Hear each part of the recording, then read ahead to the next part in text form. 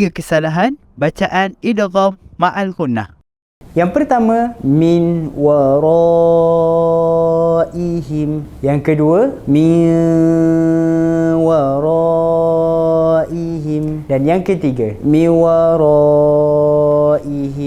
Jadi ketiga bacaan tadi tu kurang tepat. Bacaan yang betul ialah min waraihim. Sekali lagi, min waraihim.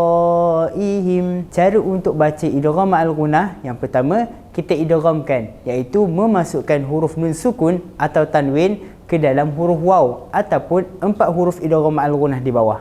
Miwa, miwa. Yang kedua, gunnah, iaitu dengung dengan kadar 2 harakat. Min waraihim,